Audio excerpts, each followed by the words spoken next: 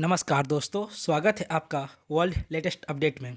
और आज हम बात करेंगे कुछ महत्वपूर्ण करंट अफेयर के बारे में जो आपके आने वाले सभी एग्ज़ाम के लिए काफ़ी अहम होंगे। तो दोस्तों, शुरू करने से पहले अगर आप चैनल पर नए हैं तो सब्सक्राइब कर दें और चैनल का बेल आइकन को ज़रूर प्रेस करें ताकि आपको मेरे लेटेस्ट वीडियो की नोटिफिकेशन मिलती रहे।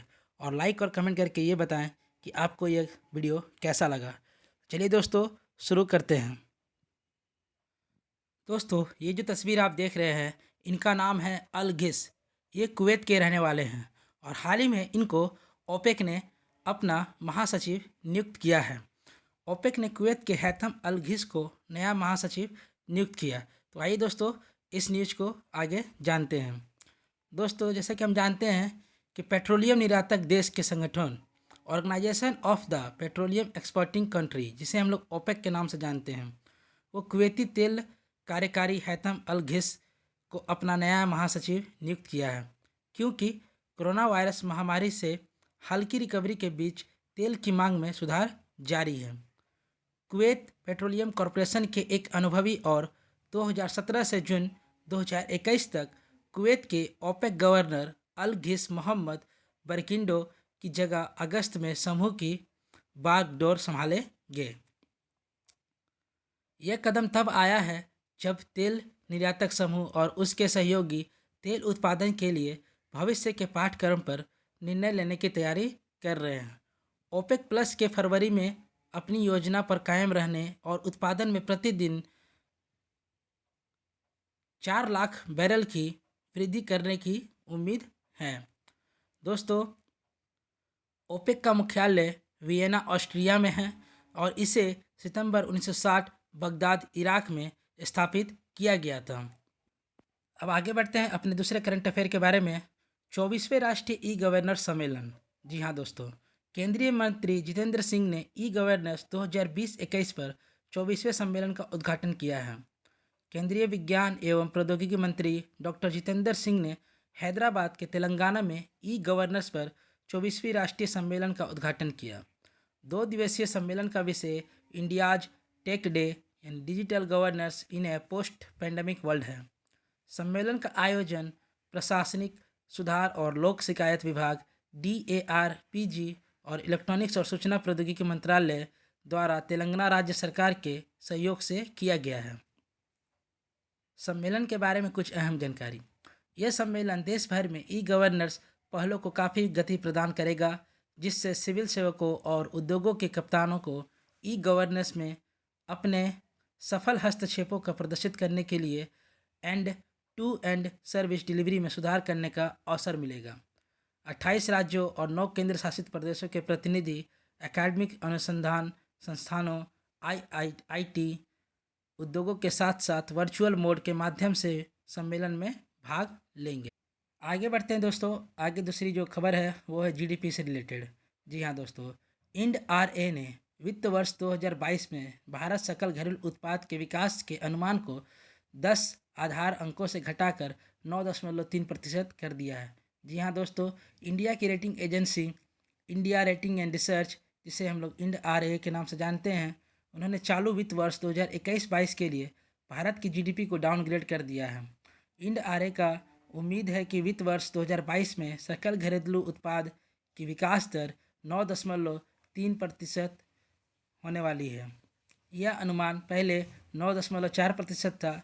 इस बीच ब्रिक्स वर्क रेटिंग ने भी चालू वित्त वर्ष यानी फाइनेंशियल ईयर 2022 के लिए भारत के सकल घरेलू उत्पाद के विकास के अनुमान को संशोधित कर 8.5 से लेकर 9% तक कर दिया है।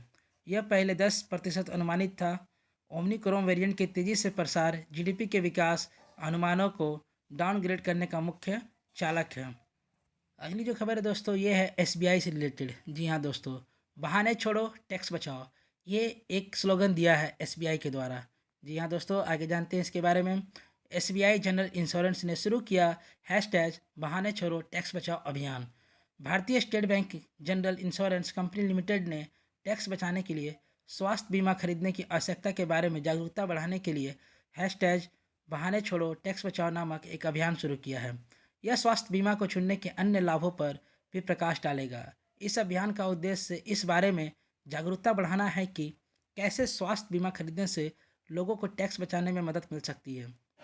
जो भी भारतीयों के लिए वित्तीय वर्ष का अंतिम तिमाही में महत्वपूर्ण और मौसमी है, अभियान स्वास्थ्य बीमा को चुनने के अन्य लाभों को भी रेखांकित करें।